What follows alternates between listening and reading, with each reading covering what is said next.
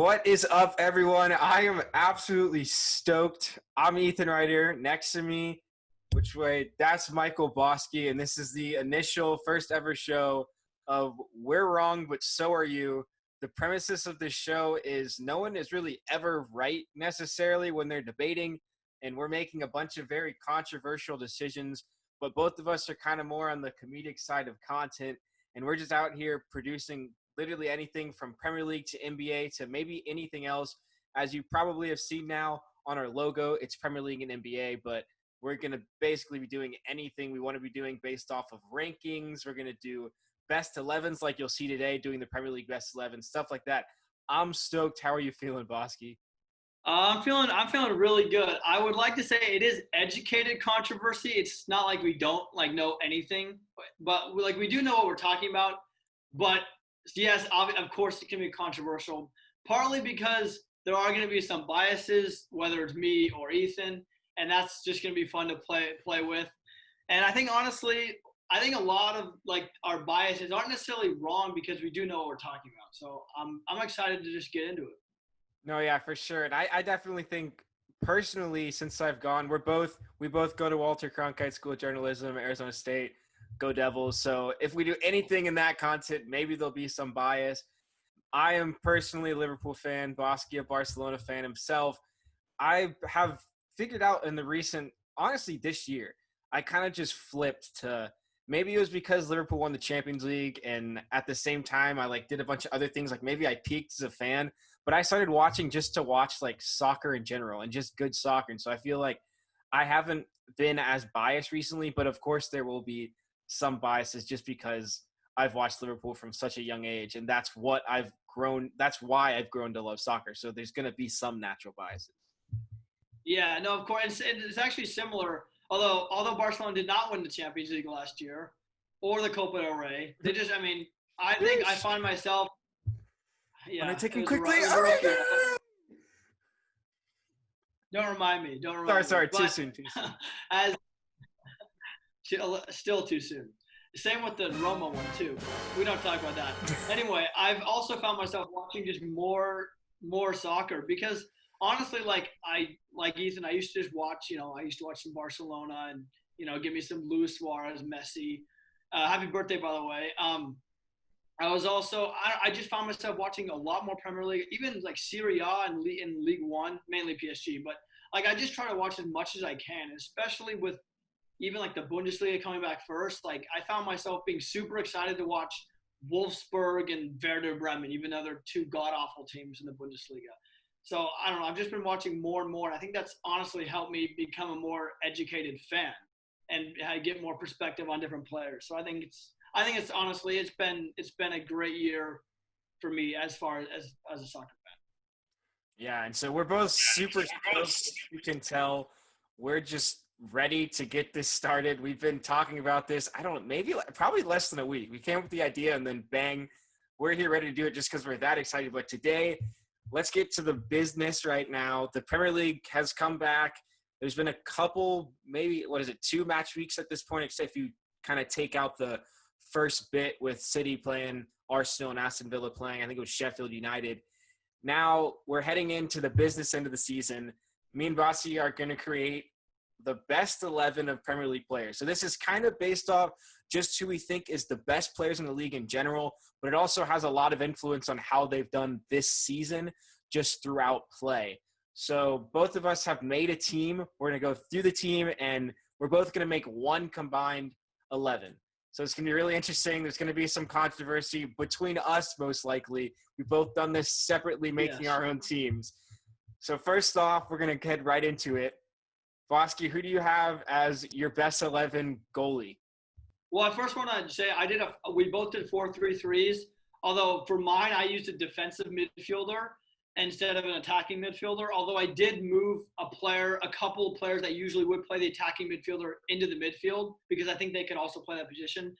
But anyway, for my goalkeeper, I picked Dean Henderson because he has the most clean sheets in the Premier League, and I think he's one of the biggest reasons Sheffield United have been a big surprise in the Premier League.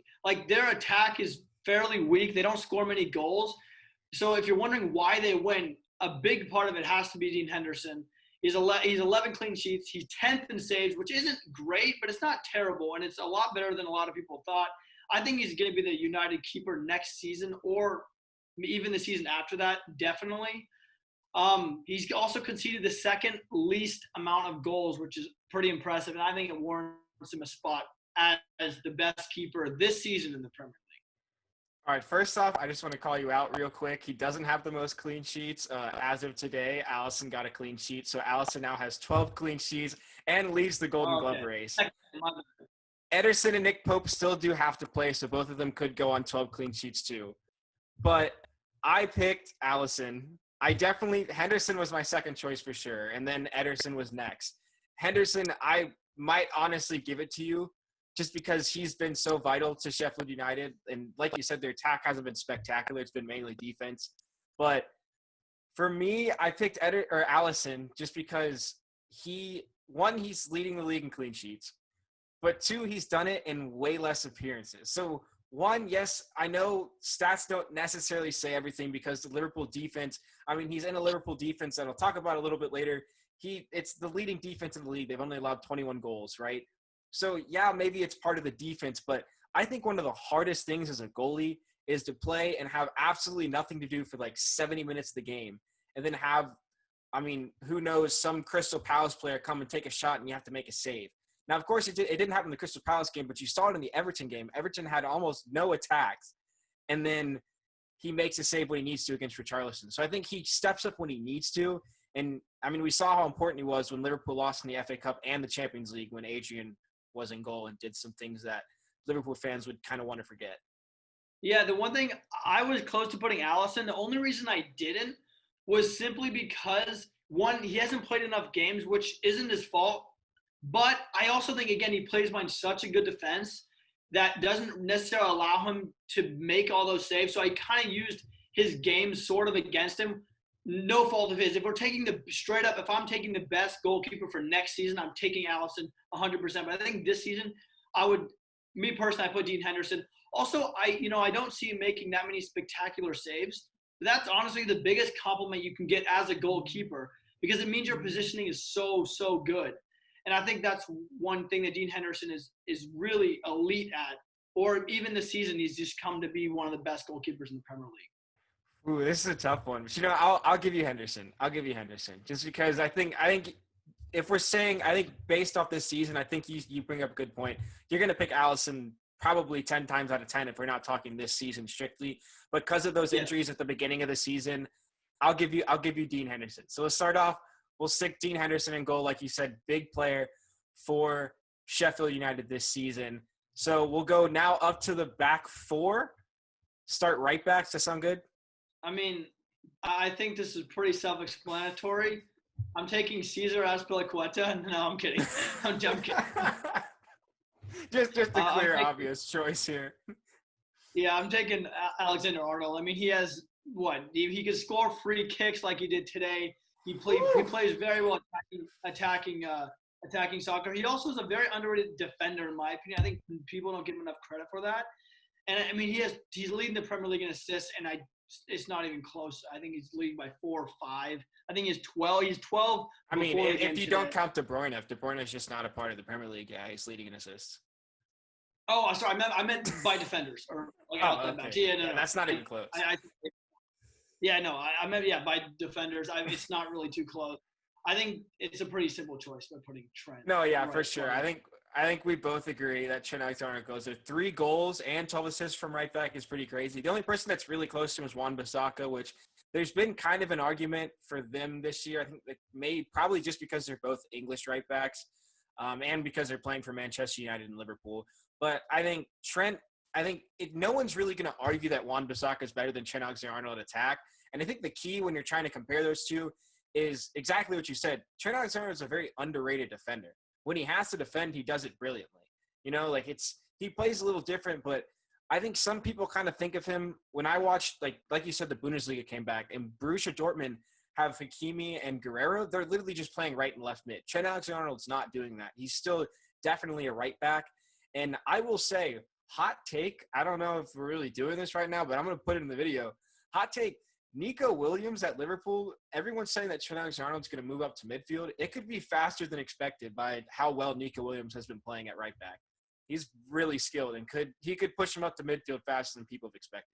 Yeah, no, that's a good point you bring up, and I think what's so great about Alexander-Arnold is he could play.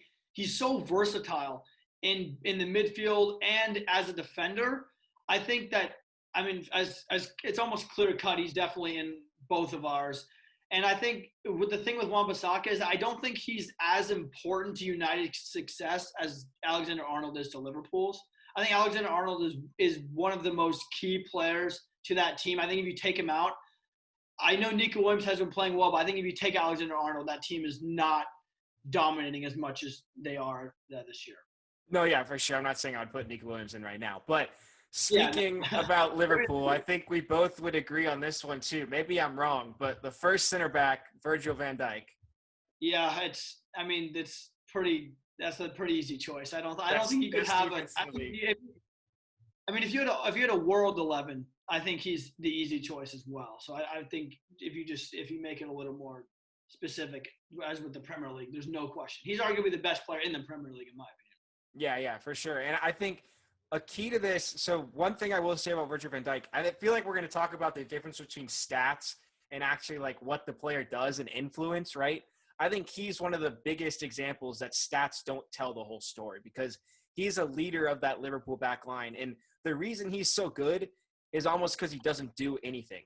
You know, one of the most interesting things that happened to me during my club soccer days when I was, a young guy, younger than I am now. I'm still young. I'm not even old by any stretch of the imagination. But when I played center back once because my coach really trusted me. He put me in center back and he said, yell at everyone and you're doing good if you're doing nothing.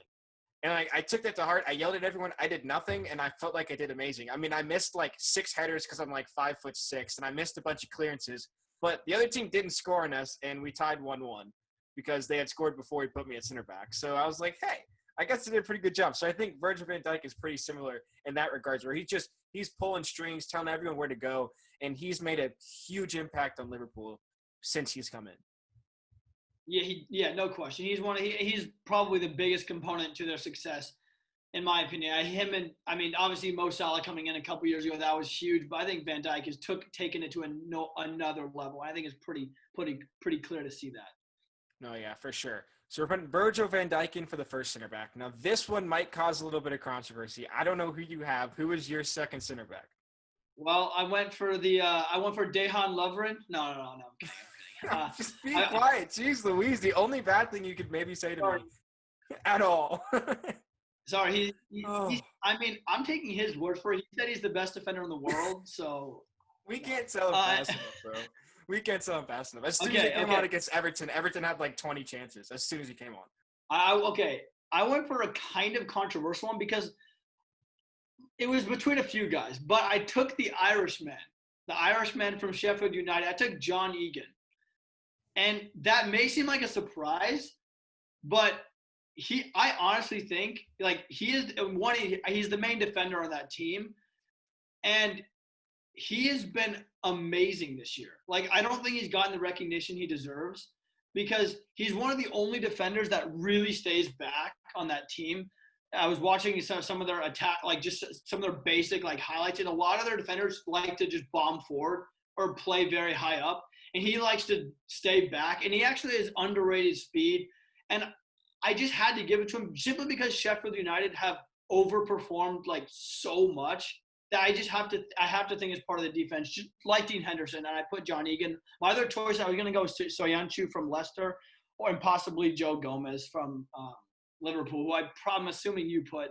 But I also think he's a product of Virgil van Dijk, which does help. I did not put Joe Gomez. I would not have put Joe Gomez. I think him and Joe Matip rotate too much.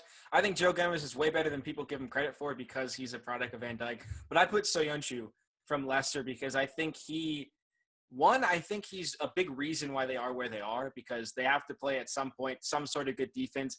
I don't think Schmeichel is exactly where he used to be back when they won the title.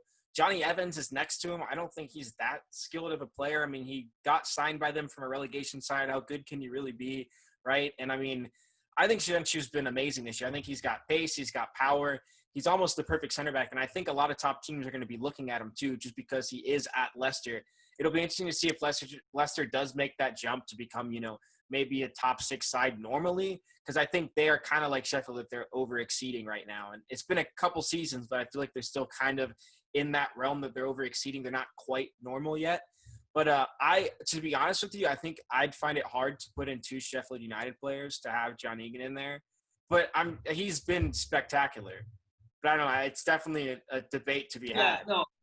The only reason I didn't put Soyuncu is because Leicester, this is obviously it's a team thing, but they haven't beaten. I don't think they've beaten one of the big 6 teams all season.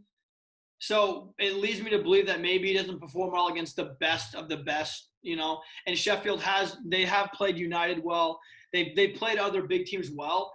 But I think I'm gonna have to give you Soyuncu. He wasn't like super off the radar. He's played amazing, and I think he's clearly a better replacement than Harry Maguire, who has played decently, but I think Soyuncu is really, really coming to his own this year. So I will give you that one without much fuss, because he was my other center back. I'll be honest, Egan was out of right field. I thought about him, but I didn't actually put him down in the people that I was thinking about putting there. So that was definitely an interesting choice. To finish off the defense, left back, who do you have? This was actually a lot closer than I thought. I was clearly going Andy Robertson, and that's who I did go with. But once I was thinking about it, I was like, Ben Chilwell has been playing really, really well this year. But the more I thought about it, the more I was like, yeah, I'm probably going to still have to give this one to Andy Robertson. Although it was a lot closer than I thought, and Ben Chilwell should get a shout just for how well he has played, and will probably end up starting for England in the Euros next year, as well as I think Joe Gomez will, which I didn't mention. But I think I'm going to have to go with Andy Robertson. And I took Andy Robertson too. Same thing like you. I thought about Ben Chilwell. He's been playing great this year. He's going to continue to grow. Kind of like Soyuncu, it'll be interesting to see if he moves or if Leicester continues to hold on to top players, if people take the Vardy route or if they take the Mahrez route. It'll be interesting to wait and see. But that does complete our defense. Goalie Allison, right back Trent, Virgil, Soyuncu, and Robertson. Pretty formidable back line, if you ask me. Yeah, I also want to mention, I think Robertson actually is the second most assists as a defender. Second to Trent, which is just nuts that those 2 fullbacks are just miles ahead of any other fullback pair in the Premier League. It's just insane. Ridiculous to even think about. And I will say he came in today against Crystal Palace, and it was a completely different game than when Milner was at left back.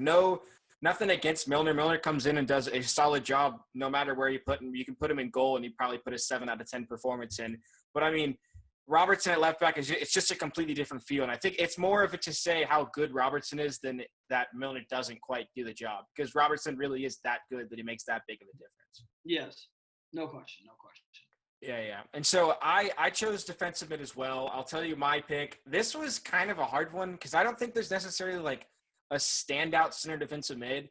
I think when you think of center defensive mid, you think the likes of Conte, but Conte hasn't really played that much this season, and he's really been being played at, a little farther up. But for me, I think as a Liverpool fan, I wanted to put Fabinho, but he's not. I didn't agree with that. And I think someone that's just outplayed, not necessarily outplayed himself, but I just think he's that talented of a player. I think sometimes he hasn't quite gotten the looks because he's at Leicester, but Ndidi, I think, has been sensational this year at the defensive mid position. Someone that, once again, he's not necessarily an attacking defensive mid. He's just a guy that is in there, and he runs stuff for Leicester all the time, and they sit 3rd place right now. So it was hard not to pick him. Yeah, I also went with Wilfred Ndidi, and it's mainly because, especially if I'm making a team, I want a guy that's can play in the midfield, that's unselfishly going to play defense and play tough. The guy's 3rd in tackles in the Premier League. He has the most interceptions, which I think is an interesting stat. And he's just a guy that seems to have an engine and just continues to play. And honestly, he plays really hard and does remind me a little bit of a young Conte, who also was at Leicester City not too long ago. And I think indeed, I don't even think it's – if we're talking about straight defensive mids, I think the only difference is Fabinho, again, was injured. But if you're I think this season, I don't even think it's been too close, simply because Conte and Fabinho have both been injured.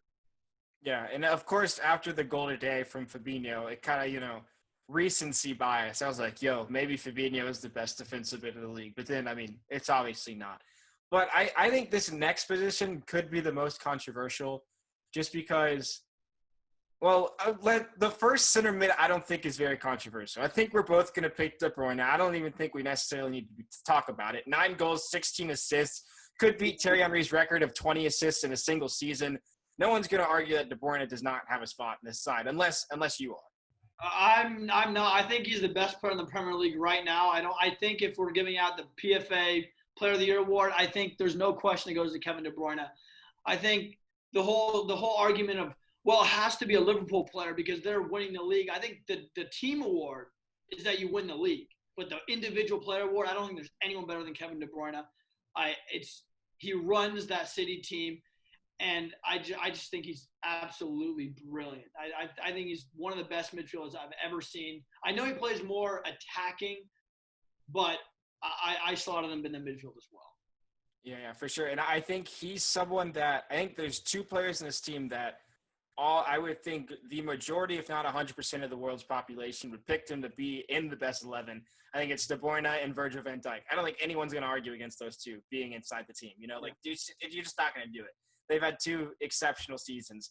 Now, the other center mid, I mean, I on my list, I'm not even joking. I think I had 10 players that I could have put in because no one's even close to De Bruyne's level, except for maybe Bruno Fernandes, who's played 5 games. So you just simply can't put him into the 11, at least for me personally. So I was torn at this position. This was the hardest position of the whole thing for me to decide. I mean, there was so many players. There's the likes of Madison, Grealish. I mean, shoot, Buendia had a shout from Norwich. All the other center mids at City. You have tons of center mids at Liverpool. So many players that you could have picked. I personally just kind of went with it because, I didn't know who to pick. So I went with Jordan Henderson. 3 goals, 5 assists. He's been like the mastermind of Liverpool. I personally have fallen in love with Jordan Henderson this year. The way that he plays, he runs everything. Like, he plays – like, there's certain players that play and they're a captain, but he plays like a captain. He's similar to Van Dijk, just higher up the field. He runs, he's yelling at people. He's making sure he keeps people to, like, playing at their best. And I think 3 goals and 5 assists for Henderson is a pretty good year. And I think, for any midfielder that's playing the way that he's playing behind an attack that he's playing with, it's a pretty good return. Yeah, no question. And I think the biggest thing with Jordan Henderson is that things I've heard is that he's an average player with extraordinary intangibles. And I think that's a really great way of summarizing it. It's not an insult or anything. I mean, he's not the best passer. He's not the best player with the ball at his feet. He's not a guy that's going to score you amazing goals or anything. He's just a really, really, really energetic player that's going to get the best out of his teammates. And I think that's a huge thing to have, but that's not who I went with. See, for me, I had, like you, I had like 10 midfielders. I was like, oh my goodness, who am I going to choose? Not one of them sort of stood out, except for one. One player stood out, and he's played 5 games, and it was Bruno. No! I put Bruno Fernandes. No, you can't put him after 5 games. Listen, let me defend this. The only reason I did is because I know I knocked players like Conte and Alisson for not playing enough games, but the difference is there's not another midfielder outside of De Bruyne that really separates himself from the rest of the pack. And I think what Bruno Fernandes has done for United, I mean, he is single-handedly probably going to carry them into the Champions League and arguably even into 3rd. They might overtake Leicester. They're only 6 points behind Leicester, who's not playing well. And if you look at that United team, how they played today and against Tottenham, you look at that team before they got there, that same team, they're not playing – they look awful. It's one of the worst United teams I've ever seen. And he really changed their season. I know Pogba's back, but even those few games without Pogba, Bruno Fernandes changed that team.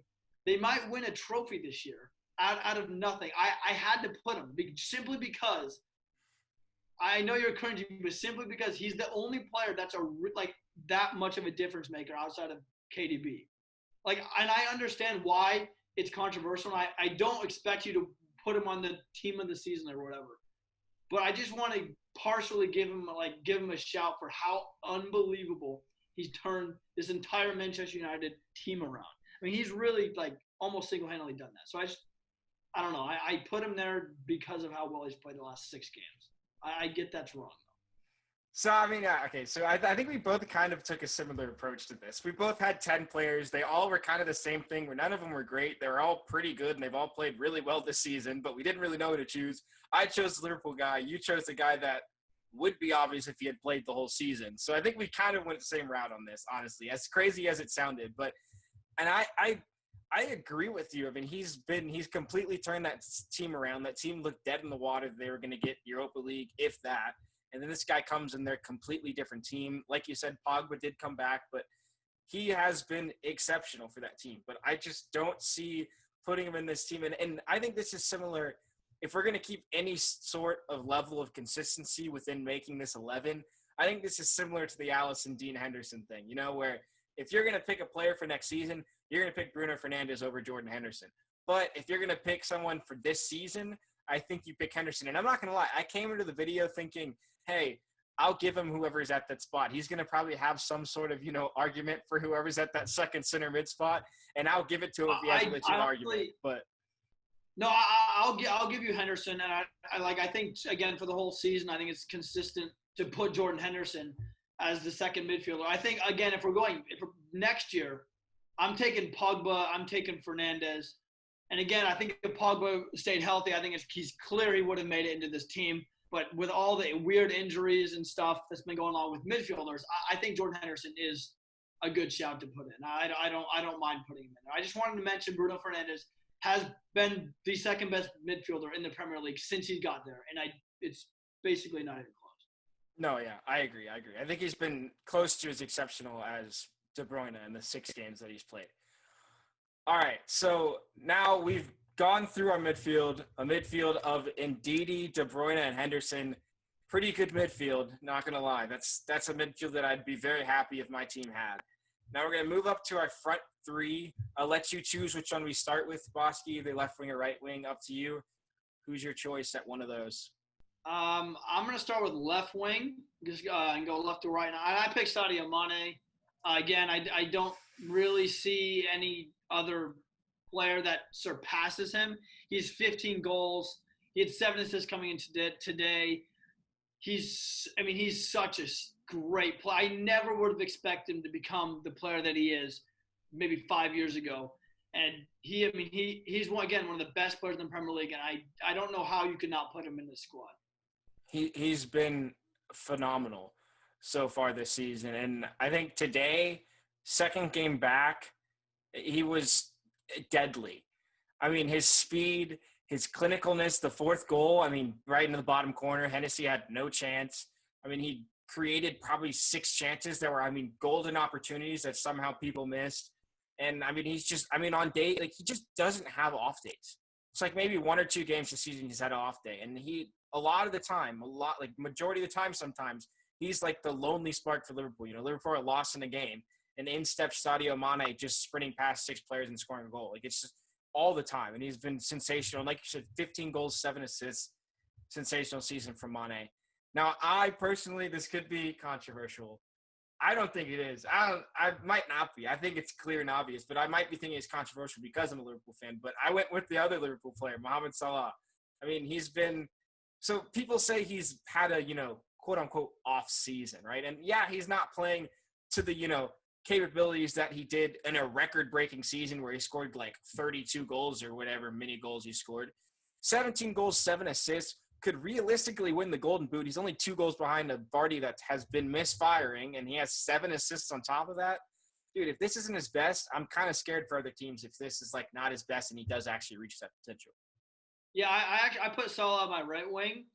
Again, I know a lot of Liverpool fans, I'm not saying you, but a lot of them give him a little bit of hate because he does miss a lot of chances, and he does, he sometimes over dribbles, doesn't make the right pass, and he's a bit frantic in the box. But again, you can't argue with some of his goal scoring stats have been insane. The guy still has ridiculous pace. He's a great dribbler, a very unselfish player, even though sometimes he's a bit. I don't know. It's something about him sometimes in the box makes me a little worried, but he's not selfish at all. And he does bury the chances he needs to bury. And look, again, 17 goals. He won the Golden Boot. He's won 2 Golden Boots. The last one was a joint Golden Boot, but still a Golden Boot. I mean, again, he's so good. I think he's honestly become underrated because a lot of people think he's overrated, if that makes sense. Completely agree. And I agree with you. It's not that he's selfish. There's something that he does where he like loses the ball and maybe he shoots instead of passes, but it's just because if he shoots there, he's going to miss sometimes, but sometimes he scores. So like you want someone taking that kind of shot, right? But I also think it's because he was so clinical in that season that he scored 32 goals that people just forget that that's not really a human-like thing to do. Like that's alien type. That's Messi type. That's why Messi's the GOAT, right? Salah is a very strong player, elite player to say the least. Like you don't score like 95% of the shots that you take. That's just something that he did that one season that it was insane. I mean, he scored 5 goals in one game, right? Like that's something that's just spectacular for someone to do. So he gets a lot of hate because he's only scored 17 goals this season. Like there's still like 8 games to play. Come on now. That's a lot of goals for someone. But I also, to choose between them, I think Mahrez was a shout, but I don't think he played that many games for City because they rotate so much. Sterling is a shout. He hasn't been maybe the best he has. And then one person I put there because he's just been devastating all season is Adama Traore, but I don't think his output's been quite enough. If he had been playing like he's playing right now, then maybe. Yeah, it's a good point. I was thinking Traore just because of the improvement that he's made. You know, when he was at Barcelona, he didn't even get a start or even any minutes, but he didn't look like the player, and no one thought he was going to become the player that he is at Wolves. And that's a great compliment to the system in which he plays in and how he's honest, like the dedication he's taken to become a great player. But I think Mo Salah at right wing for me. I think next year or in the future, I'm taking Raheem Sterling. I think he's the next best player in the Premier League. Like he's going to be that guy for years to come. And he still hasn't had a bad season, although he hasn't played as well as he did in the years past. But I mean, I think this year I'm still going Mo Salah. Yeah, and I would agree that you probably go Sterling, but dark horse I think could be Adama Traore. If he continues to do what he's doing, if he plays like he's done recently, I mean, he's been insane. I mean, you can't – he's unplayable. It's just he hasn't been able to score an assist like in the past. But when he is, he's literally unplayable. You can't defend him. And so the last player to finish out our attack, who do you have? Okay, you want to start? Okay, well, I don't – see, to me this isn't very controversial. But I went with Raul Alonso Jimenez from Wolves. Not because he's been – the guy has 15 goals and 10 assists for a team that has overperformed to the max. I mean, they're knocking on the door of the Champions League, Europa League. He's been amazing in Europe. And if we're just talking about the Premier League, I mean, he's also in line to if he gets on, I mean, he's already on fire, but if he can somehow catch a big day, another 2-3 goals, he could catch Jimmy Vardy. He's only 2 behind Vardy, or no, he's 4 behind Vardy, 2 behind Salah. And he's been playing out of his mind recently. I think there has to be some sort of, like, he's not the most talented. And he's turning 30. I'm not going to take him in years to come. And I don't think he's as talented as, Harry Kane, Sergio Aguero, players like that. But I think right now he's the best striker in the Premier League. I missed the 10 assists thing. That's insane. To have 15 goals and 10 assists on a team like Wolves, I mean, you're passing it to Adama Traore, who he just said can't score goals. He has like 4 goals in his whole Premier League career. Somehow has 10 assists. I don't know who he's passing to, but, I mean, that team's been overachieving. That's crazy. I personally picked Jamie Vardy. I mean, he's having a party. But he recently has been struggling. So, I mean, I could kind of see – I mean, he's leading the Golden Boot race right now. But he slowed down kind of before the hiatus. Leicester started kind of slowing down, mainly because he was slowing down. It's kind of as he goes, Leicester goes almost, him and Madison at least. But I can see Jimenez, honestly. I had, a shout. Former Liverpool player Danny Ings was a shout. He has 16 goals right now on Southampton, single-handedly keeping them up. Like, he has been insane. And then, I mean, I think, who else? You look at the likes of Aubameyang, he has 17, but I think we both talked about the fact that anytime you watch Aubameyang, he seems like he doesn't score. He always scores when you're not watching him or something. That's what we both said. But I'll give you Jimenez. Yeah, I was gonna say another thing with Jimenez. He has 6 assists in the Premier League, 10 assists overall, which is still incredible for a striker, a number 9 type player. I think that's extraordinary, and especially because he almost came from nothing. When he was at, I think it was Benfica, he was awful. At Atletico, he was almost non-existent. I mean, the guy's been playing really, really well this year. And if you watch Wolves, I mean, he's the center of their attack. I had to give it to him. I was going to put Vardy, partly because I love Jamie Vardy, and he's a great story. But Vardy's really just a goal scorer. I don't think he's much more than that. I think Jimenez has shown that he can do a lot of different things. He could play he can play a false nine. He could play a true attacking nine. I don't know. I think he's really special, and I hope he stays in the Premier League. I've heard he might go to Juventus, which I don't know how he'd play there with Ronaldo, but yeah, I gave it to Raul Jimenez. All right, yeah. So that finishes the team, sicking the Mexican international Raul Jimenez up top, and that is an insane team that we're looking at right now. Allison in goal, or no, Dean Henderson in goal. That's what we went with. We put Dean Henderson in goal. We had Trent Alexander at right back, Virgil van Dijk.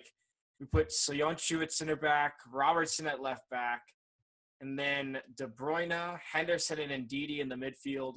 Mane, Salah, and Raul Jimenez. An insane team. Shows the talent of the Premier League. It's only getting better. It seems like there's young talent week in, week out. Wouldn't be surprised if you see the likes of Phil Foden in a team like this next year.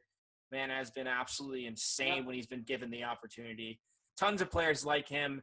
And that's it for right now for this video. Me and Michael Bosque putting in that Premier League best 11. Awesome video. So this, like we said, we're wrong, but so are you. It's a new little show that we're going to be doing. We're going to be trying to bring it out. I mean, multiple videos each week if we can. We're just going to be doing rankings. We're going to be doing, 11s like this. We're going to be doing anything of that sort of type. Our next video, we think is going to be, kind of winners and losers types thing of the first, the beginning of the restart in the Premier League. Who are the big winners and losers? We're going to try to get that out, some point soon so that not too much happens after it. And we just thank you guys for watching. And the biggest thing about us, we're going to have it on both of our channels. This one's going to go out on ER Sports, my channel, and then it'll be alternating my channel and then Bosque's channel, my channel, Bosque's channel. So it's going to be tons of fun. Hope you guys follow us along. We're just going to continue making more and more content because we love it. Me and Bosque are stoked. I mean, this was tons of fun. I can't wait for more. Bosque, what are you thinking about this 11? I'm thinking that this is a mean 11. I also do want to mention congratulations to Raul Jimenez for breaking the Mexican Premier League single-season scoring record that was previously held by Javier Chicharito Hernandez, who's a legend. I mean, not many Mexican players have played in the Premier League, but still, it's a big achievement. So I did want to mention that. I also think this 11. I mean, this 11 to win the Premier League. I'll tell you that. And this is. I mean, now with all the injuries, I think subs, it's questionable because they might not have any depth depending on who's on the substitutes bench because they have 5 subs, so they're gonna have to use. Yeah, this team is unbelievable. It's got to be one of the best Premier League full teams that we've seen in maybe a little while. I mean, I think this is a very underrated Premier League season. I know people have been calling it a little weak, but I think it's been a great season to watch, and I think a lot of these players have really stepped up. As it shows in this team, I think before the season, no one's putting Raul Jimenez, no one's putting Dean Henderson. I don't think anyone's putting Soyuncu or Ndidi in their team. So I think it's been a great year for all footballers in the Premier League. Yeah, that's for sure. A couple of Sheffield United players, a couple Leicester players, a lot of Liverpool players. What is it? It looks like one Man City player. Maybe we went a little soft on the Man City players, but Man City fans might not be happy. But that's kind of the fact of the matter when Liverpool are 23 points clear. Geez, 23 points. I was gonna say on the last word. I think one of the reasons we didn't put many City players was because a lot of the key ones that we would put have been injured or haven't played as well, like Sterling, Laporte. I mean, those 2 players easily make it if we're doing it for next year or the year after, or even last year's. But they have been injured, so I think it's one thing. Yeah, for sure. Well, Bosque, this is going to be sick. I can't wait for doing even more. But that's it for right now. That's our Premier League best 11. You'll probably be looking at it right now on your screen. But until next time, this is We're Wrong, but So Are You, and we will see you guys next time. Thank you. Yeah, yeah, I don't know where I'm going, yeah, all I know where I came, yeah, when the sun sets, I hope that you remember my name, yeah, I don't know where you at, yeah, I don't know where you stay, yeah, when I run this money up, everything is gonna be okay.